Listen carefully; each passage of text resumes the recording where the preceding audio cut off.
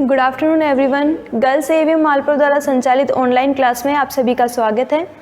आज English literature की 12th class की क्लास में हम पढ़ेंगे बुक, पोइट्री सेक्शन है उसकी 4th वाली पोइम है द डिवाइन इमेज। 3rd वाली तो हट चुकी है, तो इसकी 4th वाली पोइम पढ़ेंगे the divine image, written by William Blake. तो स्टार्ट करते हैं। The divine image by William Blake. About the poet William Blake, 1757 to 1827 was a great poet, artist, mystic and philosophical anarchist। जो William Blake थे, जिनका birth हुआ था 1757 में और जिनकी डेथ हुई थी 1827 में, वॉज ए ग्रेट पोइट। वो एक बहुत ही महान पोइट थे, कवि थे। आर्टिस्ट मतलब कलाकार थे। मिस्टिक मतलब रहस्यवादी थे। रहस्यवादी क्यों? क्योंकि ये गॉड के बारे में या जो भी अननोन जो थिंग्स होती थी उनके बारे में पता लगाने की पता लगाते रहते थे और उन्हीं के बारे में अपनी पोइम्स भी लिखते थे। जैसे इसके अंदर की जो डिवाइन इमेज है ये भी गॉड के बारे में ही है, गॉड और ह्यूमन फॉर्म ऑफ डिवाइन, इसी के बारे में। इसीलिए इनकी जो पोइम्स होती है वो उसके अंदर मिस्ट्री भी होती है थोड़ी बहुत। एंड फिलोसॉफिकल एनार्किस्ट का मतलब होता है अराजकतावादी, मतलब जो अराजकता फैलाने में विश्वास रखते हैं। लेकिन यहाँ पे फिलोसॉफिकल इसका एडजेक्टिव लगा हुआ है, इसका मतलब है जो कि अपनी दार्शनिकता से रिलेटेड जो अपनी अराजकता फैलाते रहते थे, मतलब जो वो बातें करते थे उसके अंदर दार्शनिकता रहती थी और उसी को चारों तरफ वो फैलाया करते थे। He is regarded as a precursor to the romantic poetry. उन्हें माना जाता है एज ए प्रीकर्सर का मतलब होता है अग्रदूत, beginner to the romantic poetry का उन्हें अग्रदूत माना जाता है, मतलब उन्होंने रोमांटिक पोइट्री को शुरू किया। His writings have influenced countless writers and artist through the ages. जो उनकी राइटिंग्स है उन्होंने इन्फ्लुएंस्ड किया, प्रभावित किया, काउंटलेस मतलब अनगिनत, राइटर्स मतलब लेखकों को, एंड आर्टिस्ट को, कलाकारों को, थ्रू द एजेस कई युगों से। And he has been deemed both as a major poet and an original thinker. और उन्हें समझा जाता है, पैसिव का सेंटेंस है, ही हैज़ बीन डीम्ड मतलब समझा जाना या फिर माना जाना, और उन्हें समझा जाता है या माना जाता है both as a major poet, एक तो एक मुख्य कवि के रूप में, एंड एन ओरिजिनल थिंकर और एक वास्तविक विचारक के रूप में उन्हें समझा जाता है या माना जाता है। His most widely read poems are contained in Songs of Innocence and Songs of Experience। जो उनकी most widely read मतलब विस्तृत रूप से पढ़ी जाने वाली जो poems है, जो कि कंटेन है, समाहित है किसके अंदर? Songs of Innocence and Songs of Experience। Songs of Innocence और Songs of Experience इनके वॉल्यूम है जिसके अंदर इनकी जो poems है वो कंटेन की गई है। और ये जो poem है ये Songs of Innocence से ली गई है, डिराइव्ड है। About the poem, Blake's The Divine Image celebrates the traditional values of mercy, pity, peace and love। जो ब्लैक की ये जो पोइम है द डिवाइन इमेज, जो कि सॉन्ग्स ऑफ इनोसेंस से ली गई है, ये सेलिब्रेट करती है। सेलिब्रेट करना यहाँ पे मनाना नहीं है, इसका मतलब है प्रशंसा करना। ये प्रशंसा करती है द ट्रेडिशनल वैल्यूज़, जो पारंपरिक जो हमारे गुण है या मूल्य है। कौन कौन से? Mercy, pity, peace and love. Mercy यानी दया, पिटी यानी करुणा, पीस यानी शांति, लव यानी प्रेम। इनकी प्रशंसा करती है, इनको इनकरेज करती है। Man possess these virtues. जो मैन होता है यहाँ पे जनरल सेंस में यूज़ हुआ है मैन का, कि जो हर एक ह्यूमन बीइंग के सेंस में यूज़ हुआ है, ऑल ह्यूमन बीइंग्स, इसलिए यहाँ पे कोई भी आर्टिकल नहीं आया है, no article. Man possesses these virtues. जो आदमी होता है या जो इंसान होता है, व्यक्ति होता है, वो इन गुणों को पजेस करता है, मतलब इनका स्वामित्व रखता है, ये उसके पास होते हैं। पजेस करना मतलब अधिकार होना। जो मैन के पास है, व्यक्ति के पास ये गुण होते हैं, but fails to realize them, लेकिन वो फेल हो जाता है क्या करने में? इनको रियलाइज करने में, मतलब इनको महसूस करने में। ये जो गुण होते हैं वो उसके अंदर इनहेरिटेड होते हैं, जन्म से ही होते हैं, इनबोर्न होते हैं, लेकिन जो व्यक्ति होता है इन्हें पहचानने में नाकाम हो जाता है। इनफैक्ट वास्तव में he is oblivious to the qualities which are inside us. यहाँ तक कि इनफैक्ट यानी वास्तव में ही इज़ ऑब्लिवियस। ऑब्लिवियस का मतलब भुलक्कड़ होता है, लेकिन यहाँ पे ऑब्लिवियन यानी भुलक्कड़ होता है। ऑब्लिवियस उसी का एडजेक्टिव फॉर्म है जिसका मतलब हो गया अस्पष्ट। ही इज़ ऑब्लिवियस मतलब वो अस्पष्ट रहता है किसके बारे में? टू दी क्वालिटीज़, उन क्वालिटीज़ के बारे में। यहाँ पे द आया, जो क्वालिटीज़ ऊपर डिफाइन की गई है, इसलिए उन्हीं क्वालिटीज़ के लिए विच आर इनसाइड अस, जो कि हमारे अंदर है। इन दिस रिगार्ड, इस संबंध में, this poem adopts A didactic tone. Didactic मतलब शिक्षाप्रद।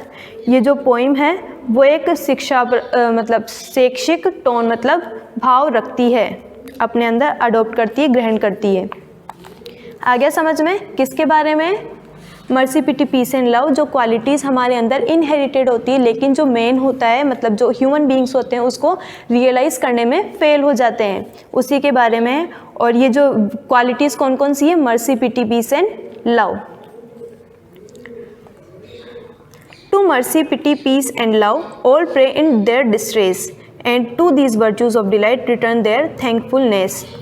To mercy pity peace and love, mercy यानी दया, पिटी यानी करुणा, पीस यानी शांति और लव यानी प्रेम के लिए। All pray in their distress, जो प्रत्येक जो व्यक्ति है, सभी जो व्यक्ति है अपने डिस्ट्रेस के अंदर, डिस्ट्रेस मतलब जब वो डिस्कम्फर्ट हो जाते हैं या फिर जब भी उनके ऊपर कोई भी प्रॉब्लम आ जाती है, कोई परेशानी आ जाती है, तो सब किन के लिए प्रे करते हैं? मर्सी पिटी पीस और लव के लिए। जब भी कोई व्यक्ति किसी परेशानी के अंदर आ जाता है तो वो मर्सी पिटी पीस और ये जो लव है इनके लिए प्रे करता है। And to this virtues of delight, और ये जो वर्च्यूज़ है किसके? ये डिलाइट मतलब खुशी के, ये आनंद प्रदान करने वाले गुण हैं। और रिटर्न देयर थैंकफुलनेस, और जब वापस से उनकी जो परेशानी है वो ख़त्म हो जाती है, उसके बाद वापस से उनकी खुशी आ जाती है, तो फिर इन वर्च्यूज़ ऑफ डिलाइट है जिनके लिए वो पहले प्रार्थना करते थे उनके डिस्ट्रेस के अंदर, उनके डिस्कम्फर्ट के अंदर, अब वो इन्हीं के लिए अपनी थैंकफुलनेस, अपना ग्रेटिट्यूड दिखाते हैं। किन के लिए? Mercy pity peace and love के लिए। कि जब भी कोई भी व्यक्ति डिस्ट्रेस के अंदर होता है, कोई भी परेशानी के अंदर होता है, तो वो मर्सी पिटी पीस और लव के लिए प्रे करते हैं, प्रार्थना करते हैं। और जब उनकी परेशानी ख़त्म हो जाती है, जब उनकी खुशियाँ वापस आ जाती है, तब इन वर्च्यूज़ ऑफ डिलाइट जिनके कारण उनके जीवन में वापस से खुशी आई है, इनके लिए अपनी थैंकफुलनेस को दर्शाते हैं, रिटर्न करते हैं अपनी थैंकफुलनेस, अपनी कृतज्ञता। 4, क्योंकि mercy pity peace and love is God our father dear. क्योंकि जो मर्सी पिटी पीस और लव है इज़ गॉड, वो गॉड है, मतलब ये जो गॉड है is the essence of all the qualities that are defined before. कि जो हमारे ऊपर हमें पहले जो डिफाइन की गई है ये चारों क्वालिटी, वो गॉड का एसेंस है। मतलब गॉड किन का सार है? भगवान क्या है? भगवान को हमने कभी देखा नहीं है लेकिन भगवान है, क्योंकि हम इन चारों गुणों को मानते हैं। और भगवान इन्हीं का जो the supreme quality of God is mercy pity peace and love. मतलब जब मर्सी पिटी पीस और लव, इसी की जो सुप्रीम क्वालिटी होगी वो क्या कहलाएगी? गॉड की। जो गॉड होगा वो हमारे लिए आइडल होगा। मतलब जो गॉड होगा उसके अंदर कोई भी परेशानी नहीं होगी, मतलब कोई भी कमी नहीं होगी उसके अंदर, क्योंकि वो मर्सी पिटी पीस और लव से भरा हुआ होगा, वहाँ पे कोई भी दुख नहीं होगा। इसीलिए गॉड जो है हमारी इमेजनरी थिंकिंग है यहाँ पे। इसीलिए तो ये पोइट के बारे में आया था ना कि ये मिस्टिक है, गॉड के बारे में बोलते हैं कि ये मतलब गॉड के बारे में बोल रहे हैं जो कि रहस्यवादी वाली बातें कर रहे हैं, कि जो गॉड है वो हमारे आदर्श रूप है, जो कि मर्सी पिटी पीस और लव का ही एक एसेंस है, सार है। आवर फादर डियर, और जो कि हमारे प्रिय पिता है, जनक है। कौन? God. And mercy pity peace and love is man his child and care. और जो mercy pity peace and love है इज़ मैन, वो ही व्यक्ति का रूप है, क्योंकि यहाँ पे आया ना डिवाइन इमेज, जो कि व्यक्ति का ही रूप है, क्योंकि हम किसकी संतान है? ईश्वर की संतान है। इसीलिए हमारे अंदर भी mercy pity peace and love exist करते हैं और हम उनके चाइल्ड है एंड केयर, और उनकी देखभाल के अंदर ही हम आए हैं। मतलब जो गॉड है उनके अंदर mercy pity peace and love का एसेंस होता है, लेकिन हम ईश्वर की संतान है, इसीलिए हमने भी mercy pity peace and love, ये जो क्वालिटीज़ है इनको इनहेरिटेड किया है, विरासत के अंदर हमें भी ये गुण मिले हैं। आया समझ में यहाँ तक? 4, mercy has a human heart. अब यहाँ पे जो पर्सोनिफिकेशन का यूज़ किया गया है कि जो मर्सी है उसके पास ह्यूमन हर्ट होता है, मतलब ह्यूमन के हर्ट के अंदर मर्सी एग्जिस्ट करता है, निवास करता है, क्योंकि हम मर्सी को ह्यूमन हर्ट के अंदर देख सकते हैं। अब जनरल सेंस में देखें तो जो दया होती है वो हमारे दिल के अंदर पैदा होती है, वैसे ही अब आगे देखना, पिटी या ह्यूमन फेस। पिटी मतलब जो करुणा है वो हमारे चेहरे से झलक जाती है। जब भी हम किसी को देखते हैं तो हमारे चेहरे से करुणा झलक जाती है, इसीलिए पीटी को ह्यूमन फेस का है। और यहाँ पे पीटी वैसे तो कोई नॉर्मल वर्ड या फिर फीलिंग्स है, फीलिंग है एक, लेकिन इसे ह्यूमन फॉर्म के अंदर इसको डिफाइन किया गया है, इसीलिए यहाँ पे पर्सोनिफिकेशन है। और ये पर्सोनिफिकेशन फिगर कौन कौन से इसके अंदर, mercy, pity, peace and love. And love the human form divine, और जो लव है वो ह्यूमन फॉर्म डिवाइन है, मतलब ईश्वर का मानवीय रूप। मतलब अगर कोई भी व्यक्ति प्रेम दिखाएगा तो वो ईश्वर का मानवीय रूप है। जो ईश्वर है वो मानव के रूप में, जैसे कि मान लो उतर के ही आ गए हो, incarnation of God in the form of human being.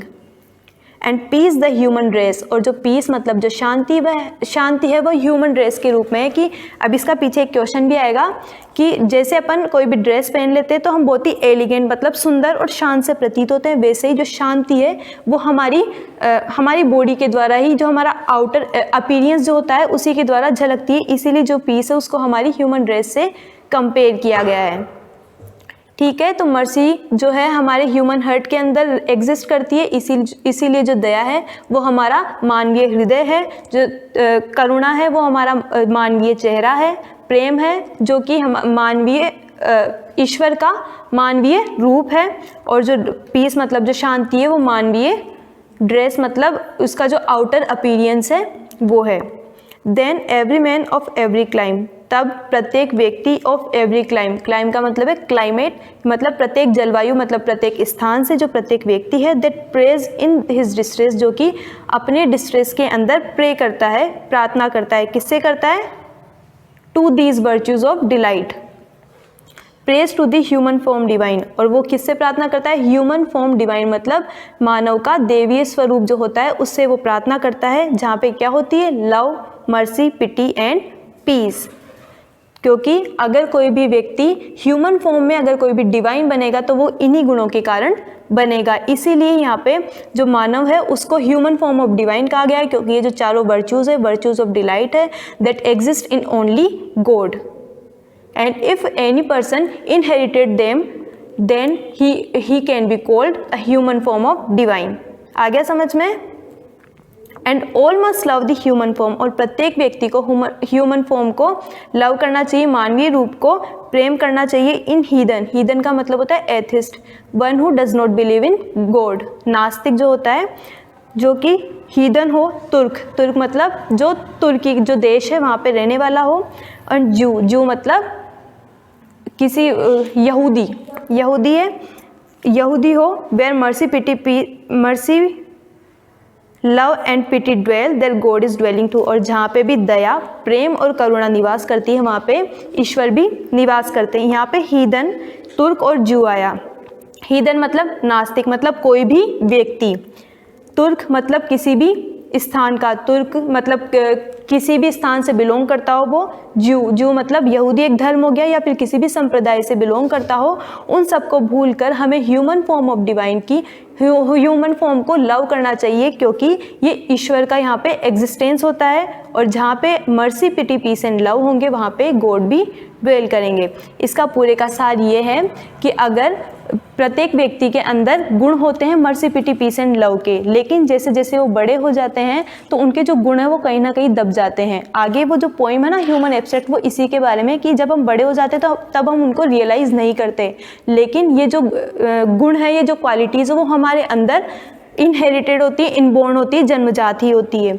लेकिन अगर हम उनको पहचानने लगे तो हमारा हम जो ह्यूमन है वही ह्यूमन फॉर्म ऑफ डिवाइन बन जाएंगे, कि यहाँ पे ईश्वर की कोई ज़रूरत नहीं, क्योंकि प्रत्येक व्यक्ति के हृदय में ईश्वर निवास करता है और हम खुद ईश्वर की संतान हैं। ईश्वर क्यों है, क्योंकि ईश्वर के अंदर mercy, pity, peace and love ये चारों गुण विद्यमान है। अगर यही गुण हमारे अंदर विद्यमान होंगे तो जो मानव है वही ईश्वर के बराबर हो जाएगा। इसीलिए तो डिस्ट्रेस के अंदर हम भगवान से प्रार्थना नहीं करते, भगवान के अंदर ये गुण है इसलिए हम उनसे प्रार्थना करते हैं।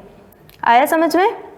इसीलिए हमें जो ईश्वर का मानवीय स्वरूप है, मतलब जिनके अंदर mercy, pity, peace and love dwell करते हैं, परवेड करता है, वहाँ पे हमें मतलब मनुष्य की पूजा करनी चाहिए, क्योंकि ये मनुष्य है वो ईश्वर की संतान है और इन्हीं गुणों के कारण वो मानव ही यहाँ पे गॉड बन जाता है।